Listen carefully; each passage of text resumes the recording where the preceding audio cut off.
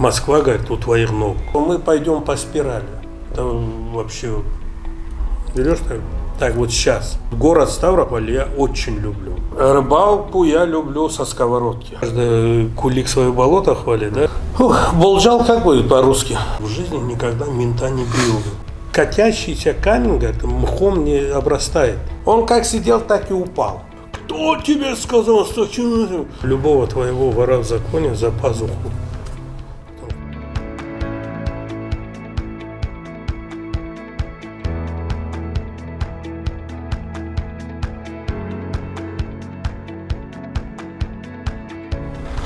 Всем ассаламу алейкум, доброго дня. У нас сегодня в гостях Рашид Владимирович Каракотов, врач-стоматолог, основатель частной клиники стоматологической и отец 4 детей. Ассаламу алейкум, Рашид. Алейкум ассалам. Как настроение? Алхамдулилля. Все хорошо? Все хорошо. Как пост? Не сложно? Держимся. Да. Вообще сложно держать пост? Или Нет. Не испытываешь ни голод, ни жажду, упадок сил, энергии? Ну, с 94-го года, год в год. Год в год не пропускаю. Да. Уже почти 30 лет, да? Ну да. Отлично. На 5-м курсе начали, и вот до сих пор, Аллаху шукр. Будучи студентом, не сложно было держать пост? Нет. Тогда это где-то конец зимы, февраль, по-моему, месяц. Тогда и дни короткие были, да? Дни короткие, как-то легче. А потом... Почему на 5-м курсе? Почему не раньше? Почему не позже? Вот с чем это было связано, что на 5-м курсе ты решил начать держать пост? Об этом история умалчивает. Ну, родители до этого, наверное, что же держали? Ну, не только родители. Я помню в детстве, сенокос всем карачаевцам известен, да? И вот летом вот эта знойная жара, и соседи по участку, где мы косили, женщина уже преклонного возраста, несмотря, мы восхищались, как можно, вот под градом течет, да, вот, пыль, вот это все, жажда с утра до вечера, и она держала пост. То есть женщина сама и косила, и пост держала? Она собирала, сыновья косили, а она собирала. И это был причем такой склон, да? что там, если косили, мы в кирзовых сапогах, скажем так, чтобы не сильно скользить по склону. Ну, это и осталась история. Потом зима, и как-то думаешь, если они летом в такую знойную жару, да, могли, и причем в возрасте, почему бы и нет, и нам, там, встал. Молодой, спортивный. Проснулся уже спать, там, дни же короткие, февраль месяц. Пока на пары сходил, пришел уже. Спортом занимался ты молодость? Ну, как любитель, да. Как любитель или кандидат мастера спорта по боксу? Не, это... Разве не так? Нет, я и не говорил никогда об этом. Первый раз от тебя слышу. А я почему-то слышал, что нет. ты КМС по боксу. Боксом увлекались, да, занимались. Даже пропускали. Турниры?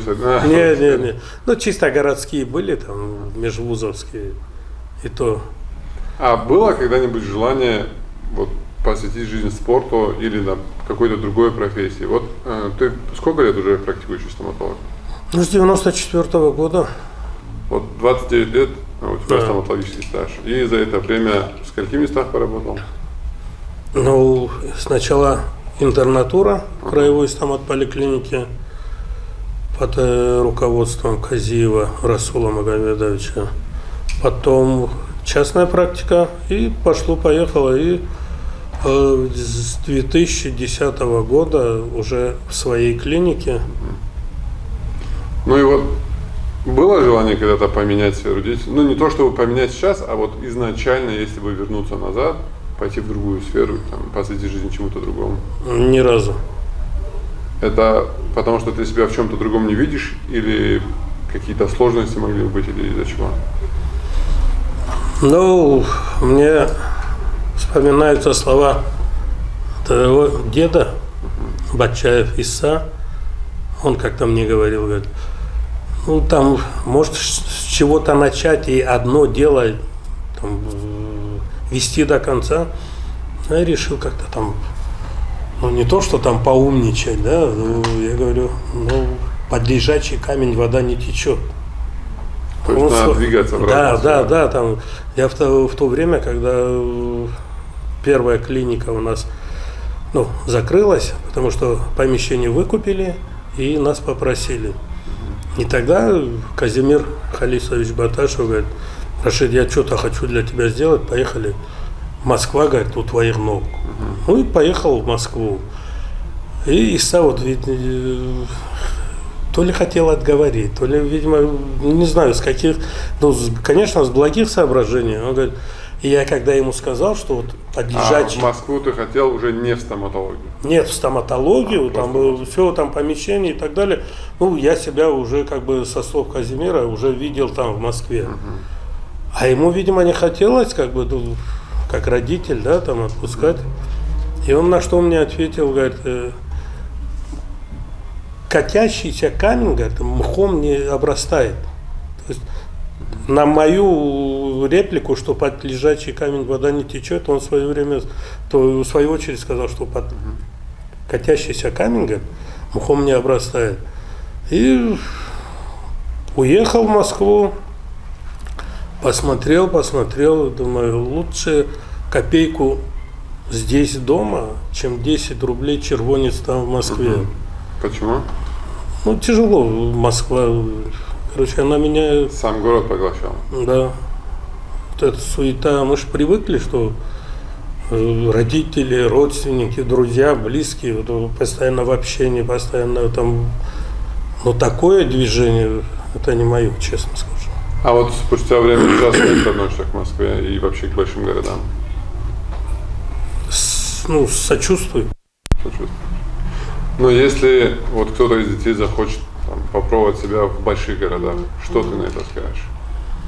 Конечно, в лицо скажу, дерзайте, но все сделаю, чтобы этого не случилось. Хорошо. Да.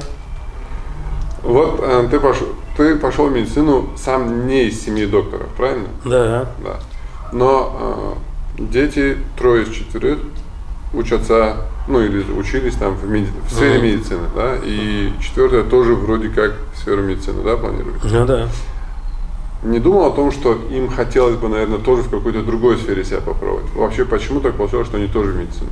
Ведь ты сам, будучи не из семьи врачей, выбрал эту сферу для себя. Понимаешь, есть же такое понятие, что нету плохой школы, скажем, да?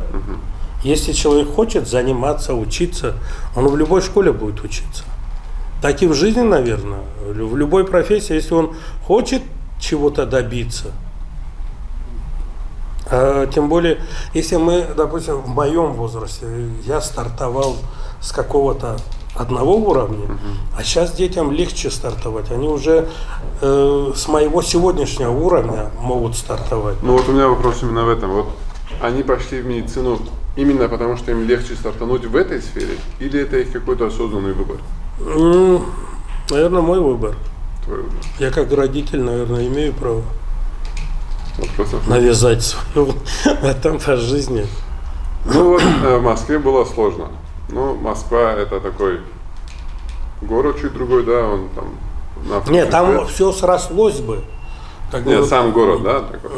И город, и по работе оно срослось бы, но там стечение обстоятельств были, что мне пришлось уехать, и потом уже там Рашид Темирбулатов свою лепту внес.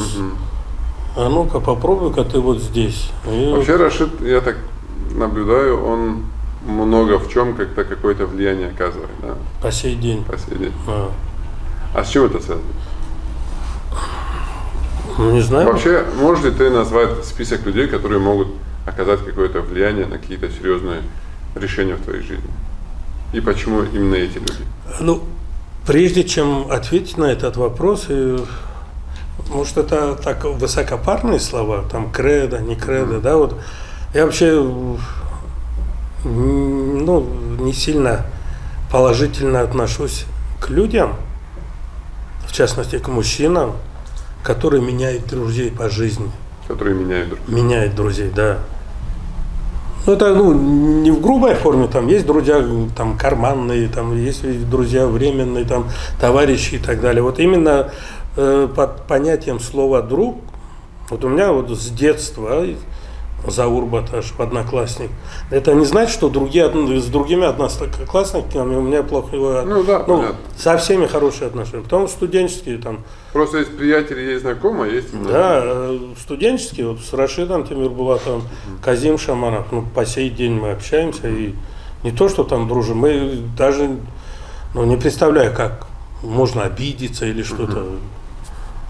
Потом по жизни там, ну, Казимир Баташев, мы его называем Магомед между собой. В детстве он был как Казим Магомед, потом Казимиром стал. Ну, это, я же говорю, мы с ним тоже школьниками дружим.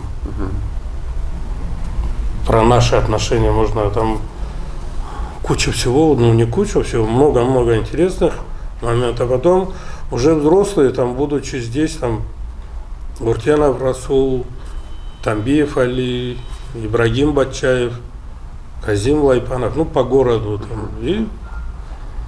А столиком компаньон мой Наухатько Анатолий Викторович.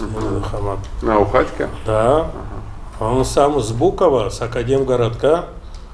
И тоже о нем я могу столько, как, вот что значит судьба, да, вот о нем я отдельно хотел бы, именно вот, без твоего там вопроса. Вот, когда я в 6-ю поликлинику, со слов Рашида Маджитовича Тимирбулатова, попал, и мне нужен был техник, с кем я должен работать.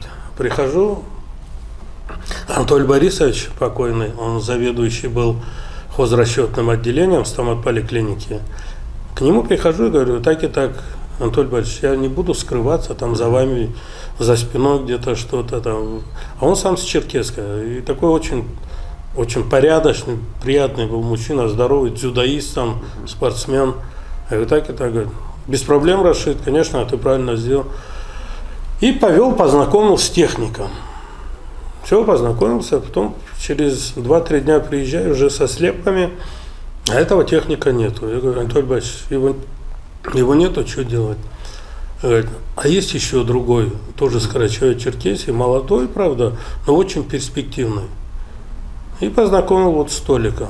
Вот с 88 года, с января месяца, то есть 98-го, с 98-го года, с января месяца, мы с ним вот по сей день работаем. И клинику вместе, да? И клинику вместе, да, и до клиники работали. Ну, я его маму называю мама Женя. Толик тоже точно так же, у моих родителей. Там. Ну, я же говорю, ну, это от Бога, когда люди встречаются, кусок хлеба делят, там, ну, деньги и так далее, там, пусть не власть, но деньги. Ну и остается при этом взаимопонимание. И при этом, да, он, вот, что приятно, да, заметить, он ни разу вот за это время ни голоса не повысил, не сказал там, это не твое дело и так далее. То есть, ну, у нас это как бы считается очень плохим тоном, дурным тоном, по-карачайски джуаплашхан, да? Нейшингбард, это для меня это вообще табу. Да. Вот, и поэтому вот Толик в моей жизни, я же говорю, с ним еще так, ну, мы как, есть, как говорят, друзей, родственников не выбирают, ну, друзей выбирают, родину и родственников не выбирают, или, да? И вот, когда ему что-то, ну, говоришь, говорит, я говорю, что ты молчишь? Он говорит, а что говорит, мы лучше сделаем. Вот он человек дела. Вот сколько вот друзей, там, родственников, близких, вот скольким человек, ну, людям он сделал добра именно своими руками, своим трудом. Раньше я его подкалывал, говорю, мы вокруг Карачаево-Черкесии, говорю, уже забор сделали, по 2-му кругу пойдем. Ну и недавно очередной случай, говорит, ну что, мы 2-й круг или 3-е кольцо будем замыкать вокруг республики зубами. Он говорит, ты знаешь, я решил, что мы пойдем по спирали. Не будем закрывать, говорит, замыкать этот круг. Может, это хорошая тема, говорит, по спирали. Ну, вот так продолжаем. Вот если к теме добра и о том, чтобы делать, да, что-то для людей. Ты вот стоматолог, у тебя очень много разных пациентов, ну, разных в плане профессий. И как человек коммуникабельный, с чувством юмора, общительный, ты с многими пациентами, наверное, ну, входишь в такие приятельские отношения. Ну, и да. впоследствии как бы вы друг другу оказываете какие-то услуги и так далее. Часто ли бывает такое, что ты обращаешься там, к пациентам или каким-то другим знакомым, или вот к друзьям по не своему вопросу, а по чьей-то просьбе, просто чтобы помочь, и для чего ты это делаешь, и какую пользу ты от этого получаешь? Не, ну, Так сказать, вот из харачача хатери. как бы правильно сформулировать? Мы, наверное, ну, все нормальные люди этими живут. Ну, я замечаю тенденцию, наверное, ты тоже это замечаешь, что вот чем дальше, тем меньше этого проявления. И не то, что меньше, те люди, которые это делают, они делают и по сей день. Но таких людей все меньше и меньше. Нет, прежде чем о ком-то или о чем-то говорит, вот, мне очень нравится вот это высказывание «начни с себя». Да? А эти люди и раньше были, и сейчас были. Вот, я заметил один момент, когда вот кто-то кому-то, как ты говоришь, хатер, да, вот, если можешь помочь, помоги, не можешь, не мешай. Ну, люди думают, мне для себя, вот завтра мне вот этот человек, или вот эта вещь, или вот это что-то мне завтра пригодится, для себя приберечь. А завтра ни ему не надо, и еще чего хуже, Он и и никому не помог, надо. И сам не воспользовался. И получается, тут, как в том анекдоте, ни себе, ни людям. Это большая проблема такая вот в жизни, когда вот для себя, честно скажу, ну редко, да, вот редко прошу Махтауллаха, ну, вот. И для кого-то, кому-то что-то, когда просят, и об этом озвучить, что-то думаешь, как бы это преподнести, как это сформулировать, ну объяснить человеку, что ну надо. Вот, если просишь, нужно просить или ну, так, преподнести так, чтобы вопрос решить положительно, а не просто так для галочки в роли просящего, ну, выполнил эту роль и вопрос не решился. Нет. И вот сомнения, когда начинаются, и берешь так вот сейчас, берешь трубку, поднимаешь, звонишь, услышишь. Самое плохое слово или нет скажет, или не могу и так далее. Но зато ты знаешь, что этот человек уже вычеркивается в том плане, что с другой стороны зайдем для решения этого вопроса. А так, не знаю. Ну, когда ты помогаешь людям, вот оказываешь вот эти услуги, чувствуешь ли ты какое-то, не знаю, моральное удовлетворение, или чувствуешь ли от них какую-то там благодарность? Когда не получается, чувствуешь грусть какую-то, да? Когда не получается. Когда не получается. А когда получается, ну что, ты ж не для того, чтобы вот ты сделал и такой герой Сашка, там вот ты такой красавчик, тогда регалии там вешать. Нет, ну ты делаешь это, ну как вот правильно сказано, ради Аллаха, да, вот Аллах разаллаху чудо. Не потому что где-то что-то, а этого нет. Сказать, что там удовлетворение, да, что есть люди не столько за себя, что ты так поступил, а столько, сколько за тех людей, которые есть возможность, и они идут навстречу и помогают. За них приятно больше. Которые идут навстречу. Да, которые там выполняют какую-то просьбу, исполняют там. Невыполнение это по большей части от незнания может быть. Короче, пытаюсь оправдать. Понял. Это хорошее качество. Прежде чем осудить человека, нужно найти ему 70 оправданий, да, как говорится у нас в религии. Хорошее качество – это качество праведных людей. Вопрос. Вот в 98 году, когда ты начинал в Ставрополе, да, там свой путь, свои достижения, тогда, наверное, в целом, ну, представителей и нашего народа, и в целом кавказцев в Ставрополе было не так много, как сейчас. Да? И были ли какие-то сложности в Ставрополе, будучи там карачаевцем, будучи там мусульманином, чего-то достигать, как-то взаимодействовать с людьми, как-то работать, уживаться там, с теми же соседями, с коллегами и так далее, и так далее? Были ли какие-то сложности? Нет, ни разу. Не было, да? Нет. А вот вообще горское воспитание и вот мышление мусульманина, оно в чем-то содействовало, помогало? Ты знаешь, вот Ставрополь, да, вот Ставрополь, Ставропольский край, по сути, мы настолько перемешаны, и там и обычаи, и традиции, и религии. Я вот на Ворошилова с 98 по 2012 год прожил, 14 лет. У меня соседка там, ну, Таня. Я ее даже по отчеству не знаю, и фамилию с трудом вспомню. Ну, клянусь, ну, такую русская, она русская, да, соседка, да, вот, ближе, чем родственники. У нас никак не было случая, чтобы она пирожки с капустой приготовила и не угостила. Или же, допустим, у нас ураза байрам, курман байрам, чтобы или у нас что-то хачаны, там, горячие, там, чтобы не угостить. Ну, нет, в целом подъезд там все друг друга знали. К сожалению, сейчас не так, не потому что время изменилось. Я сам, к сожалению, вот не знаю своих соседей в новом доме, так зрительно здороваешься. А так, чтобы какие-то там вот разногласия или непонятки, ни разу. Но самое главное, вот город Ставрополь я очень люблю. Он мне нравится. Я не представляю. Есть люди, которым город не нравится.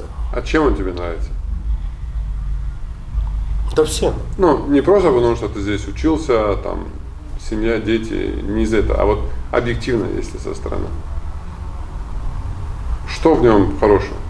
Парк Победы хороший. Парк Победы. Лес, природа. Вот, любую, там, где хочешь, холодные родники, Парк Победы, там вот родники, лес. Ну, вот, скорее всего, то, что он зеленый такой. Прогулочные зоны. Да. То есть инфраструктура. Да. Да. Вот мы сейчас коснулись вопросов объективности. Ты считаешь себя объективным человеком? Наверное, хотелось бы. Можешь ли ты на себя со стороны посмотреть и сделать объективную оценку? Если надо. Но тогда назови, пожалуйста, 3 своих самых больших минуса и 3 своих самых больших плюса объективно со стороны. Болджал как будет по-русски? Болджал, не знаю. Ну вот откладывать, да? Болджал, да, в шуточной форме, как говорят, зачем откладывать на завтра то, что можно на послезавтра? Или то, что 2 можно дня. не делать вообще, да? Да. Вот это самая большая проблема у меня. Сколько себя знаю, пытаюсь с этим бороться. На русском не знаю, на языке психологов это прокрастинация. Постоянное откладывание. Я даже на этот год ежедневник, у меня там, ну, скрытый от глаз, там не каждый найдет там, и пишу. Первое, что похудеть. Ага. Что еще? Научиться плавать. Ага. Ты не умеешь плавать? Нет. Ну, ты же часто бываешь на отдыхе именно вот на пляжном. Ну, на Море, пляжном бассейн и так далее. номером 1 я вдоль берега фарватер проложу, ну, чтобы вот так, не выше. И потом уже как начну плавать, ты что. Но главное, что вот так. Чуть вот сюда, Все, да? все. И третий, сходить на рыбалку, прям на нормальную рыбалку там, с тем же Толиком, который у нас. Ну, вообще, раньше бывал на рыбалке, или это вот желание, которое еще не реализовано? Рыбалку я люблю со сковородки. Один раз я рыбачил, тоже с Толиком, ну там пару-тройку карасей поймал и все. И там у брата, у Дулаев Ханапи, у него пруды есть за Черкесском, там, Счастливом. Вот там тоже, ну там не помню, поймал я, не поймал, ну, а просто вот съездить на рыбалку с ночевкой, там, тоже мечтаю. Ну, вот первый минус – это откладывание. Да? Еще 2 минуса. Или больше минусов нет? Да, этим все сказано. А какие плюсы? Вот что ты можешь себя выделить? Какое это качество? Ну, плюсы то, что мне нравится постоянно каждую неделю ездить в село к родителям. Мне это, ну, по всем понятиям, по всем параметрам, наверное, вот это заряд бодрости. Во-первых, заряжаешься от людей, которые там проживают, да? Заряжаешься от природы, от быта сельчан. Как говорят. То есть тебе нравится твоя привязанность к родному месту? Да. А там через 10, 20, 30 лет, там, в какое-то время, есть ли у тебя планы перебраться обратно в село и уже жить там? Встретить старость, так сказать. Недавно, это как за комплимент или не знаю как, встречаемся, ну, так не совсем по хорошему поводу, на похоронах. Ну, сидим уже второй или третий день. Но у нас как по обычаю в этом доме, где похороны, 3 дня же не готовят пищу. И соседки Тиреде, наши соседки, они приготовили. Еще вот у нас Тирегер с шоколадом. Ну, округ. Там соседи, скажем, да. Очень мне нравится, вот именно наши соседи, каждый кулик свое болото хвалит, да, и мне очень нравятся наши соседи, вот по такому поводу и по хорошим, по нехорошим поводам, они очень быстро могут сгруппироваться, все приготовили, там, все там, да, сплоченность. И все приготовили у нас, и говорит, Рашид, ну отвези, пожалуйста. Ну, я так поставил машину, отвез, и там сидят мужчины, я тоже рядом присел, поговорили, и сосед мне говорит, Рашид, а ты уже не практикуешь, ты уже на пенсии? Я подумал, меня подкалывает, думаю, почему бы не ответить этой же монетой? Да уже 5 лет как я пенсию получаю. А рядом брат троюродный говорит, какой он пенсионер, он зеленый еще, он работает. Да? А с чего ты взял, что он пенсионер? Так он каждую неделю здесь. Ну, думаю, он не практикует, а уже да, в город ездит просто так, за дивидендами. Это вот это мое пребывание постоянно в селе, некоторым уже кажется, что я там живу. И мне самому от этого очень приятно. Ну вот, ты привязан к своему родному селу, наверное, у тебя много разных воспоминаний, ностальгии и так далее, там с детства. Есть ли какие-то интересные случаи, истории, там, может, казус или еще что-то с детства? Да, очень много. Ну, что-нибудь такое яркое. Как нормальный горский ребенок, который вырос в горах, там, в селе, очень разнообразная история, но самое запоминающееся очень много. Короче, там у нас была рядом с домом на окраине села молочно-товарная ферма. Ну, заготовка силоса проводилась. И для взвешивания грузовиков, тракторов там весы были специальные. И нам там, мне тогда было 5 лет, старшим там по 8, по 10, и вот такая компания. И как раз тогда крутили по телевизору, я очень часто рассказываю, крутили фильм «4 танкиста и собака». То, что мы там, Яна, Гусли, Томас, они то ли польские были, то ли чешские, я не помню. Вот, и, короче, все старшие себе... вот эти весы, где взвешивали, мы из него сделали танк. Посередине люк был для регулирования весов. Это как люк танка. Ваше воображение? Да, это танк. Роли героев, танкистов все распределили, а я самый младший среди них. Ну, догадайся, да. Какая роль мне досталась? Ну, конечно, шарик. И все, полностью в азарте играем, там, Яна, там, шарик сюда, я поднимаю шарик в танк, там, спускаюсь. И надо же еще в образе быть. Собаки же там высунутым языком дышат. Ну, я же в образе с высунутым языком дышу, там, все. И спускаюсь в танк, нога подскользнулась, короче. И я ударился подбородком в этот люк, короче. А у тебя при этом А язык же у меня высунут.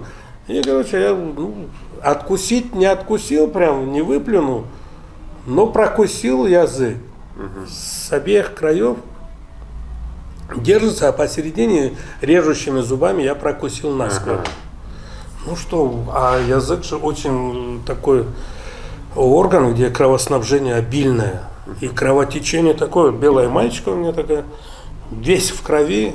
Все боятся, и Ахмат Буташев, Джандетливый сосед, он говорит, так, на моих троюродных братьев, вы родственники, вы ведите, вас не будут ругать. Ну, ведут меня, я ж, ты что, с конца села, наверное, начал орать, кричать, там, привели, весь в крови, ну, повезли в медпункт, фельдшерский, акушерский пункт, ну, Алексеевна ее звали, женщина такая приятная, благородная внешности.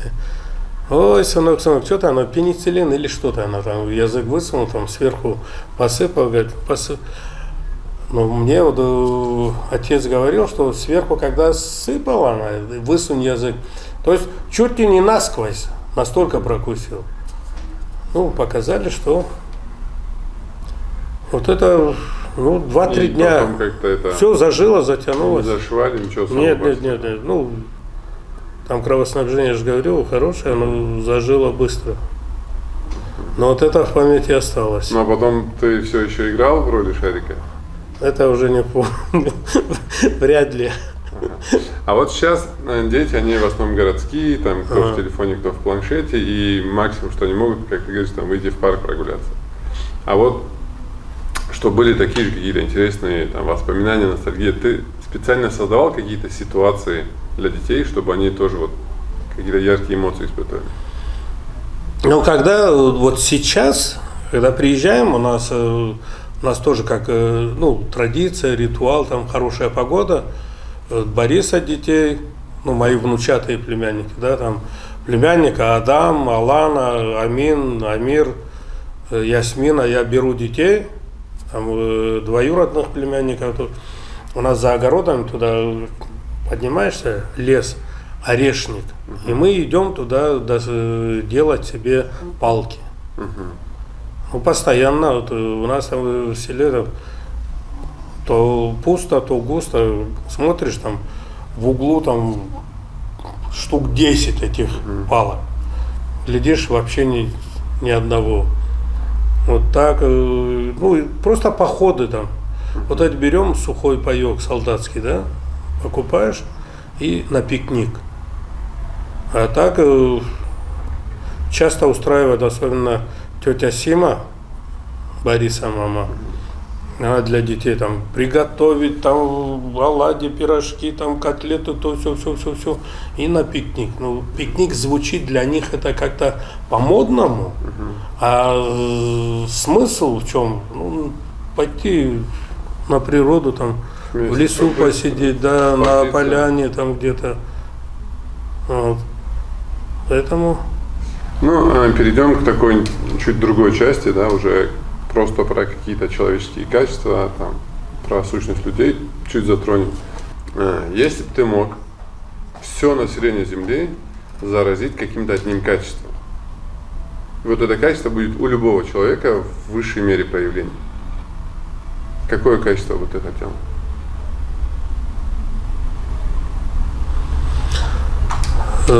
Наверное, все-таки это благородство.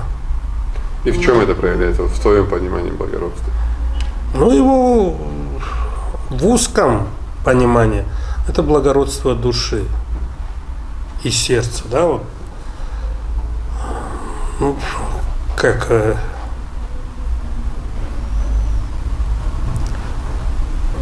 благородство, доброта, ну, можно перечислять много, но подобрее, чтобы... А какое одно качество ты бы убрал у всех людей? Зависть. Почему именно зависть? Ну, это самое, наверное, такое плохое качество. Которое съедает людей? Да.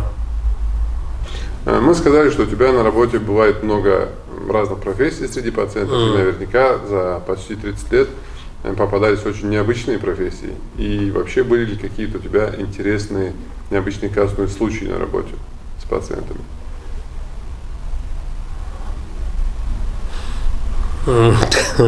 Ну да. Ну,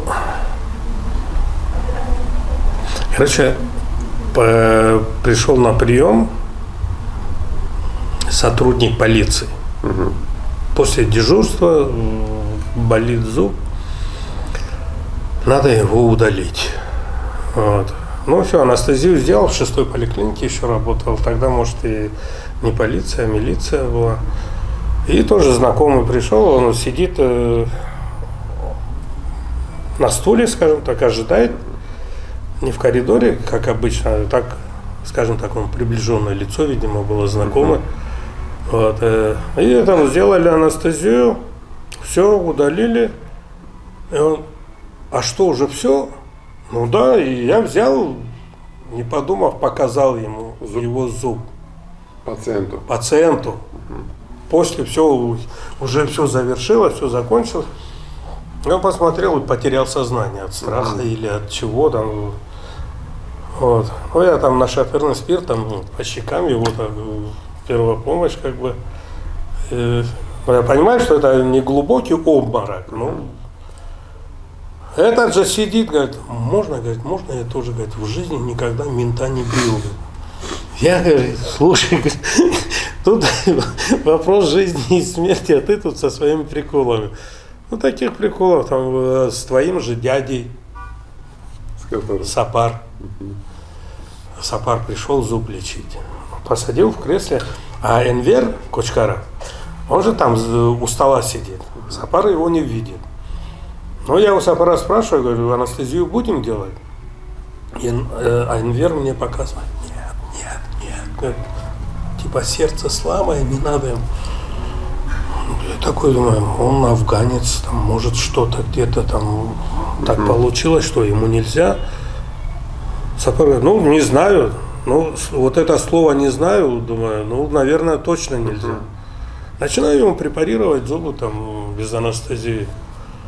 А он сидит так, руками уперся, за ручки держится, а потом меня отталкивает там с такими крылатыми выражениями, говорит, если не сильно дорогой этот анестетик, ну сделай мне укол. Я перевожу взгляд на Энвера, он, клянусь, вот как сидел, он же так заразительно еще смеялся, он как сидел, так и упал. Я и Сапару говорю, ну просто из-за страха, вопрос что тебе... Да, вопрос не в цене, а то, что тебе нельзя делать анестезию из-за этого. Кто тебе сказал, что... Энвер, все там, дрова, короче. Но такие... Интересные, смешные. Интересные и куча, да. Вопрос. Что, по твоему мнению, самое важное для мужчины? Знаешь, вот это кто сказал и откуда, но это присуще нормальным всем людям. Слово давать не спеши, если дал, то держи. У нас в семье 4 брата, мать вот с детства нам прививала вот это чувство ответственности, чтобы никогда не спешить обещать. Но если уже обещали, в ущерб себе, но чтобы вы сдержали свое слово. Вот это, ну, с детства я знаю, что надо держать свое слово. А что самое важное в твоем понимании для девушки, для женщины?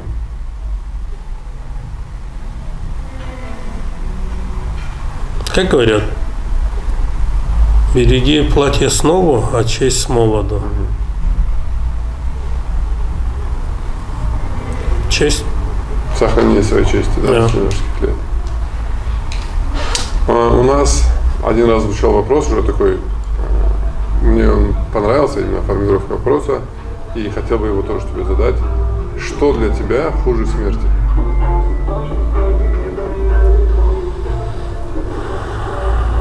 Вообще смерти, мы ж не бессмертны. Это бояться смерти, это глупо. Хуже смерти может быть, не знаю, хоть всякие моменты мы говорим, но на все воля Всевышнего, да, если тебе суждено было что-то испытать, это оттуда, да, скажем так. А хуже смерти, когда раньше, взрослые, старики, там, бабушки, дедушки, когда у Всевышнего просили быстрой, мгновенной смерти, там, на склоне лет, там, да, я удивлялся. Безболезненной, да, вот такой там. Я удивлялся, почему они не просят долгих лет жизни, а просят быстрой, немучительной, мгновенной смерти. А сейчас понимаю я их. И для себя я тоже, если будет возможность, да,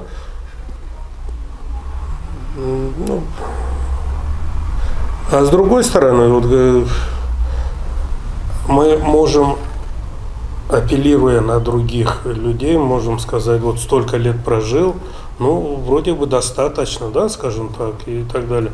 А когда свои уже близкие, там, родители, будь то родители или там бабушка, дедушка, от возраста своих близких. Сколько лет это достаточно? Не могу сказать. Ты же сам сказал, что на кого-то смотрим, думаем, достаточно.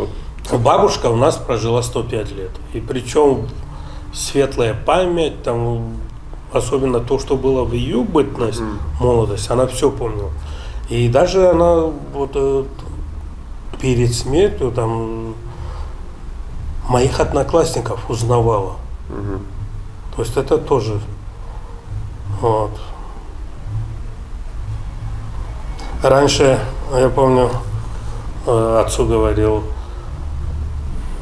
я говорю, отец, говорю, до 80 лет слово старик, старость, давай выкинем из нашего обихода, говорю.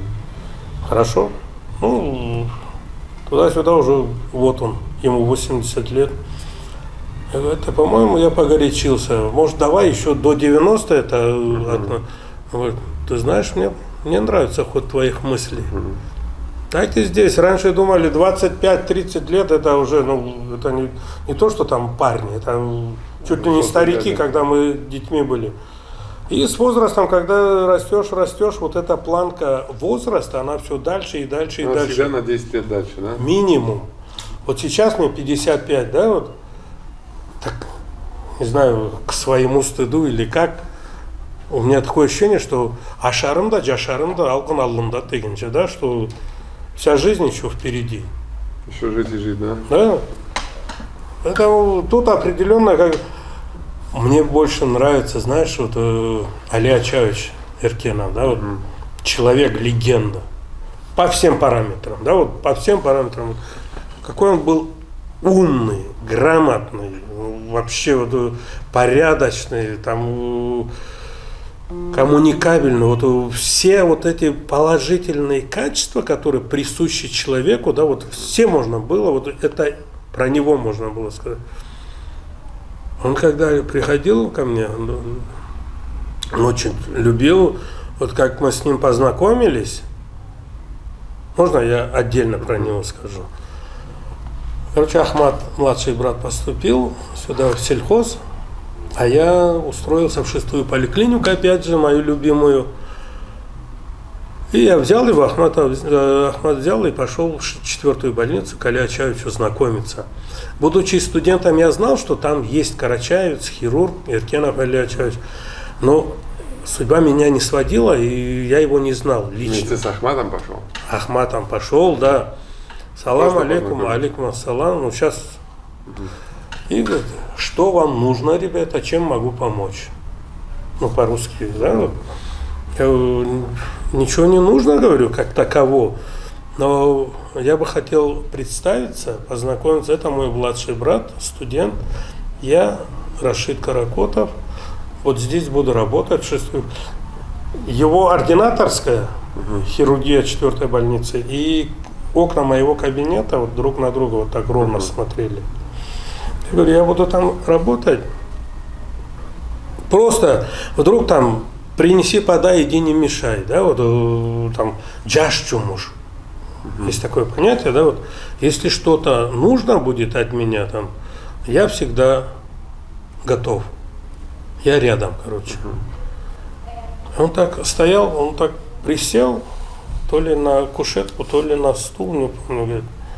Вот сколько себя помню, говорит, первый раз, чтобы кто-то пришел просто так вот предложить свои услуги. Не о чем-то попросить, а предложить свои услуги. И вот с этого дня, вот сколько мы общались, он меня по имени ни разу не называл. Он меня назвал Тенин. Потом с отцом познакомил, отца он называл Уллу Тенин. Руслан он называл Четенин. Ну, вот он любил, говорит. Он придет ко мне на лестничной площадке. Кофе он любил крепкое и сладкое. Сделаю ему кофе, выйдем на лестничную площадку, сидим, но он любил покурить, в общем так. Вот, и крепкие сигареты. Астра, наша марка, Беломор канал. Вот, это он мне говорит, Тенин, говорит, вот я все понимаю, говорит. И здоровье свое, и возраст, и там возможности, и все понимаю. Но вот этого не могу понять. Он же такой худощавый был. И вот стучит по груди, как по доске, да, вот как по бетону. Вот сердце, говорит, не стареет. Я вот говорю, ну это не твоя, говорю, проблема, это общечеловеческая такая принятая, ну проблема, не проблема, но никто не хочет стареть. В душе мы все молодые. Поэтому тут возраст. Можно и в 20 лет, как говорят, чувствовать себя на 70, да? Можно и в 80 чувствовать себя на 25.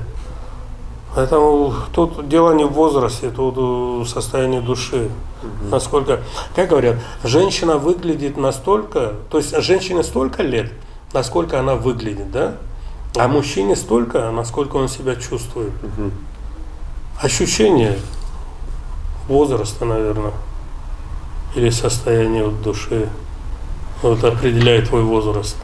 А вот мы неоднократно упоминали там религию Всевышнего и так далее. Вот лично для тебя, не в целом, как бы вот шаблонно, да, что должна давать, вот именно тебе, что дает вера во Всевышнего, что такое для тебя религия? Очень много ответов находишь в религии, понимаешь? То, что ты вначале думаешь, ну это так, как бы, ну, так положено и говорится, а когда, почему вот говорят, если 3 джумы человек пропустил, надо его искать, может он не живой уже, да, вот, или же там, чем реже появляешься там, тем иман у тебя слабеет. То есть это все, когда испытываешь, чувствуешь, ощущаешь, то вот эта конституция, по которой нужно жить в любом мире, в любом государстве, ну, в Коране эта конституция есть. То есть в Коране ж можно найти ответ на любой вопрос. Ну, для тебя это ответы на вопросы. Да. И я, вот, честно, это не знаю, это об этом стоит говорить или нет. Я завидую людям, которые в религии хорошо себя чувствуют. Как грамотных людей именно в религии. Потому что я даже сравниваю раньше, там, ну и раньше или сейчас криминал, там, воры в законе и так далее. Да, да любой имам, который знает, как нужно, да, он любого твоего вора в законе за пазуху. Потому что по понятиям ислама это высший пилотаж. Ну, было ли желание, или есть и сейчас как-то вот получить какое-то там, или базовое образование, или там, ну, какое-то образование именно в религиозной сфере? Может, там есть список книг, но оно и не покидает уже долгие годы, да, и в то же время вот это наше любимое пресловутое там... Прокрастинация. Как это по-карачайски? Ну, то же самое, только потом. Вот сагат, там вот потом. Я знаю, что ты сейчас принимаешь активное участие в дубляже мультфильма на карачаево-балкарский язык. Что ты можешь об этом сказать? Получается, ты вносишь особый весомый вклад в развитие сохранения родного языка среди подрастающего поколения. Или ты не думал об этом с этой точки зрения? Нет, ну почему? Именно вот сохранение родного языка – это самая большая проблема в современном мире. А для чего это важно? В твоем понимании? Ну, ты лучше меня на это ответишь. У кого нету языка, обычаев, религии, кто это? Ну, вот если мы берем язык как инструмент коммуникации, да, мы же можем и на русском легко, вот мы с тобой сейчас сидим, общаемся, на русском же прекрасно друг друга понимаем. Зачем сохранять родной язык? Зачем вот что-то делать для его сохранения? Зачем детей приучать? Зачем вообще, ну, грубо говоря, воевать, да, за это? Потому что так или иначе это идет определенная борьба, война с детьми, которые растут на русских мультиках, в детсадах, где многие разговаривают на русском. Даже у нас в Карачаево-Черкесии, в карачаевских селах, да, там тоже там, Красный Октябрь и так далее, там тоже очень многие дети говорят на русском. И вот зачем нам с ними воевать? Твое мнение? Мое мнение, Рустам, я долго не мог найти ответ на эту проблему. Фатима без акцента, Руслан без акцента, Ася ни нашим, ни вашим, Алана, то есть, а у Ахмад Аслан без акцента, Алан без акцента, Адам. И вот эти гаджеты, я только вот недавно понял, вот в чем проблема. То, что вот раньше, если мультфильмы, 15-10 минут где-то что-то проскользнуло и все, кассеты продавались, видеокассеты покупали, так смотрели. А лет уже, ну, наверное, минимум лет 10, а то и больше, наверное, да, куча каналов, круглосуточных, там не один, не два, а там 30, 40, 50 каналов. Если так посидеть, посмотреть, послушать, о чем это, эти мультфильмы, о чем эти монстры, да, чем страшнее, тем лучше. И вот это родной язык, да, зачем? Нет. А где тогда твоя гордость? Не, я не говорю, что не нужно. Мне интересно услышать твое мнение. В чем смысл? Априори даже не обсуждается. Просто надо и точка. Да, ну страшно то, что, допустим, вот мы, как последний из магикан, что ли, пытаемся, стараемся. А страшно представить, что следующее поколение, наши дети, да, вот как ты говоришь, а вдруг они перестанут об этом даже задумываться. Вдруг это перестанет их волновать. Какая разница, на каком языке? Главное, понимаешь друг друга и все. Тебе самому, вот, ты же много вы ездите, общаетесь.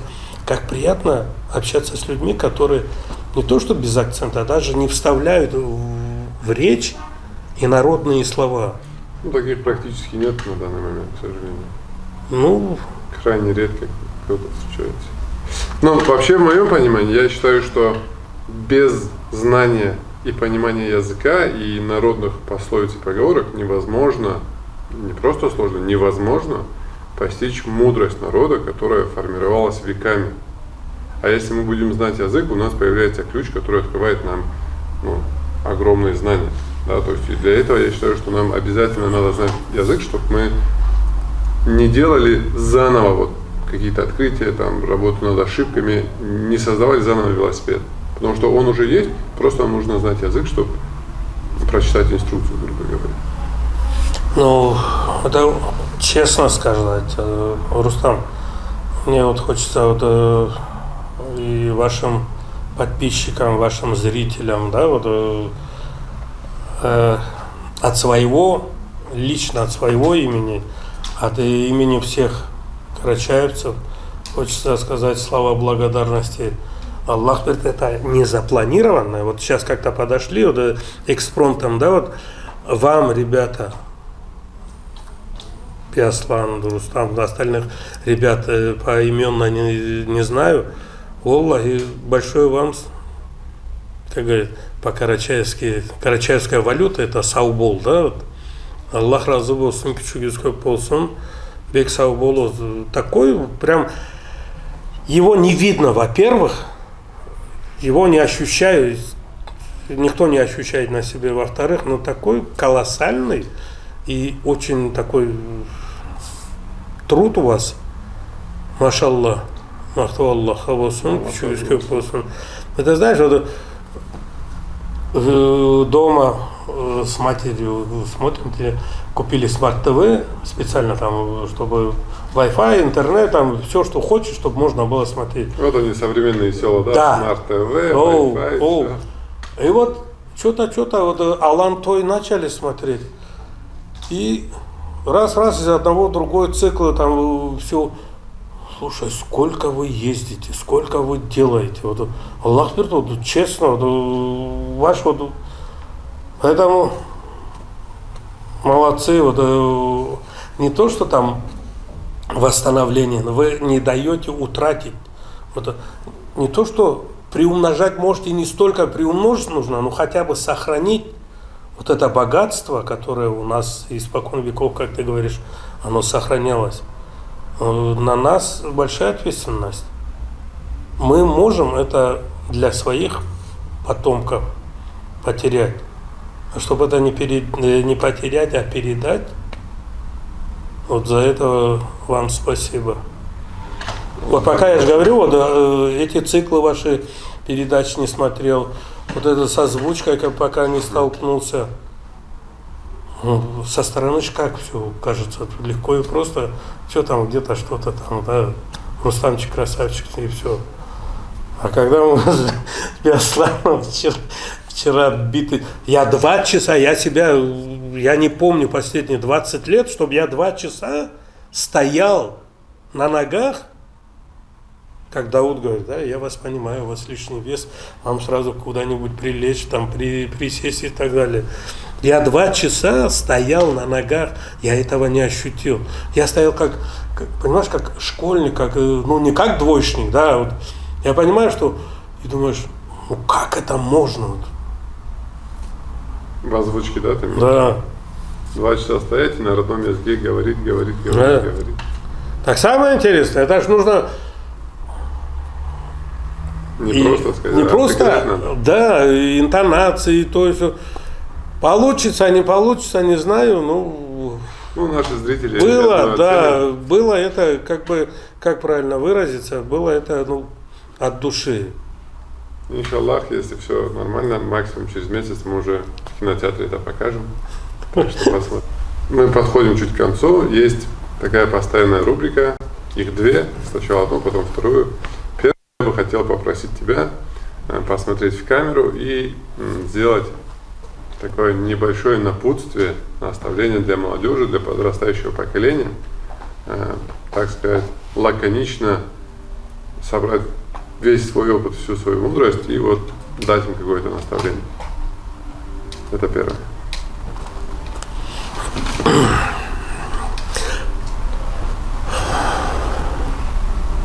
Рустам,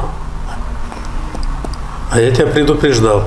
О чем будет разговор? Может, где-то что-то там подготовиться? Ты говоришь, нет, будет полный экспромт, да? Поэтому... ты как отец 4 детей, я думаю, ты неоднократно думал о том, что для них лучше, что они делают так, что делают не так, где их исправить, что подсказать, как подтолкнуть. Хочешь, обратись к племянникам, племянницам, хочешь, обратись ко всей молодежи. Во-первых, молодежь плохой не может быть. Молодежь, она всегда и дети, и молодежь – это цвет нации, да, будущее наше. Все, в них нужно видеть все хорошее. Мысль материальная, это негативно, да, всегда нужно. Получается это на деле или нет, не берусь судить. Я всегда детям говорил так: если вот получается, так случилось, там, нету ни связи, ни возможности спросить, там, посоветоваться и так далее, делай, поступай так, чтобы завтра, если об этом узнают, не было не стыдно ни тебе, ни родителям, ни другим. Вот. Второе. Говорят же, что и у стен есть уши. Вот мы думаем, нас никто не видит, нас никто не знает. Всегда, вот дети, юноши, подростки, молодежь, всегда знайте, что кто-то все-таки видит. Поэтому культура речи, культура поведения, вот, ну, основное, вот, что хотелось бы подчеркнуть. А дальше... Почему? Вот пословица же у нас есть. Уяда көрген учханды тердеп, да, чипчикбала. Поэтому нам, взрослым, чтобы мы не ленились, работали. Вот у меня друг есть, Уртенов Расул. Вот он говорит, чтобы быть хорошим сыном, чтобы быть хорошим отцом, чтобы быть хорошим другом, чтобы быть хорошим родственником, сотрудником и так далее, и так далее. Если ты хочешь быть хорошим, надо работать. Поэтому нужно работать. В школе работать, учиться, там, в вузе, в учебном заведении работать, учиться, по жизни работать. Это основное, это все, что могу сказать, надо работать. А работа понимается по-всякому. Надо трудиться. Да? Отлично. Мудро, хорошо. У нас есть еще такая рубрика. Каждый гость задает вопрос следующему гостю, не зная при этом, кто будет следующим гостем. Мужчина, женщина, молодой, взрослый, медик, не медик, бизнесмен. Ну, мы не знаем, кто будет следующий гость, соответственно, наш гость тоже не знает. И он задает вопрос следующему гостю. И прежде чем ты задашь вопрос нашему следующему гостю, мы не знаем, кто это будет, вопрос к тебе от нашего предыдущего гостя. Вопрос звучал так. Это даже просьба сделать небольшой анализ и сказать свое мнение, что будет через год в России, в мире и в твоей жизни.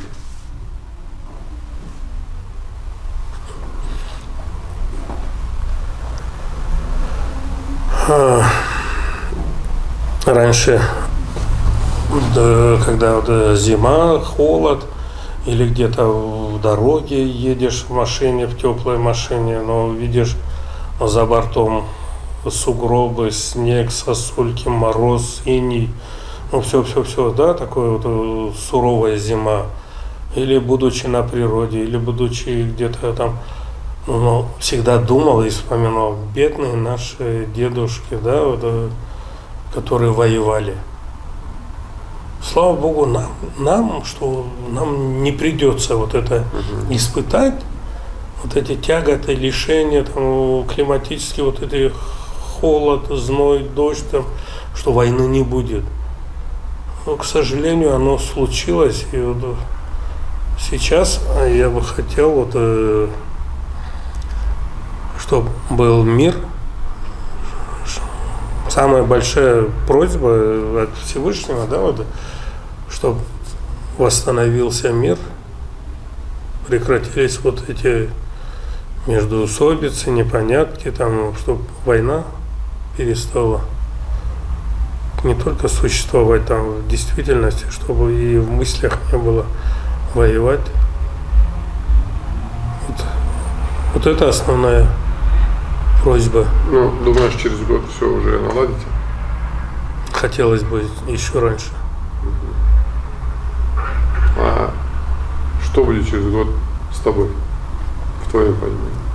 На в твоем всю воля анализе? Всевышнего. Мы будем просто стараться похудеть, научиться плавать, сходить на рыбалку. Аллах поможет. Все. Ну и в конце теперь твой вопрос. Будущему гостю Следующему гостю. вопрос. Вопрос.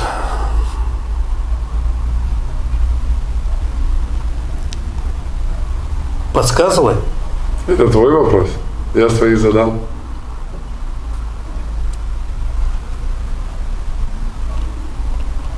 Хочется ли вот будущий гость, во-первых, когда он последний раз или она ощущала вот это, ну как это сказать, испытывала, да, вот что значит промокнуть под дождем. И есть в душе вот желание там, бесшабашный такой под дождем и промокнуть, и пройтись, и пробежаться, и Такой дух авантюризма, да, вот Да. вспомнить что-то. детство. Хороший вопрос, такой Но ты интересный. сформулируешь, Договорились, что не более, чтобы это как-то звучало и красиво, и грамотно. постараемся что-нибудь Да. придумать. У нас сегодня в гостях был Рашид Владимирович Каракотов, врач-стоматолог, основатель частной стоматологической клиники, отец 4 детей и очень интересный собеседник. Спасибо, Рашид, что нашел время, что уделил его нам, пришел, ответил на наши вопросы. Много интересного узнали, много интересного услышали, и мудрость определенная, и наставления, и рекомендации. Будем стараться воплощать это все в жизнь. Спасибо тебе за уделенное нам время. Да, Рустам, сначала, честно, думал, ну о чем можно говорить, да? А сейчас, понимаешь, оказывается, не то, что Столько там всего не сказано еще, да? столько всего не сказано, но я это нахожу не в том, что я такой красноречивый, нет, а в том, как ты можешь, как вы можете расположить там ненавязчивые вопросы, там, ну, поэтому вам спасибо за такое там творчество, как правильно выразиться, что вы делаете для не только там для молодежи, вообще для нашего народа. Сау бол. Аллах разы болсын. Опс, да.